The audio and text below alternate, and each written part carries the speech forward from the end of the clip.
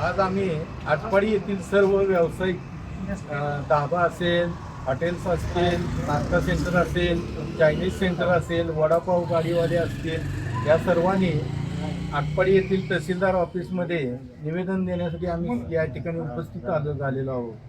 आम्हाला व्यावसायिक सिलेंडर मिळत नाहीत आणि शासनानं 50% कोटा केलेला असून सुद्धा आजपर्यंत आटपाडीमध्ये एक सुद्धा व्यावसायिक सिलेंडर आलेलं नाही आहे आणि आम्हाला मिळालेलं नाही. त्यामुळे आमचे सर्व व्यवसाय बंद पडण्याच्या स्थितीत आहेत. तर आम्हाला कमीत कमी 50% कोट्यानुसार व्यवस्थित व्यावसायिक सिलेंडर मिळावेत अशी आमची अपेक्षा आहे आणि त्यासाठी आम्ही या ठिकाणी निवेदन देण्यासाठी तहसीलदार साहेब यांच्याकडे आलेलो आहोत. नाही, जेव्हापासून सिलेंडर बंद झालेत तेव्हापासून आम्हाला एकही सिलेंडर मिळालेलं नाही. किती तास झाला? जसं युद्ध सुरू झाले तसं व्यावसायिक सिलेंडर बंद झालेत.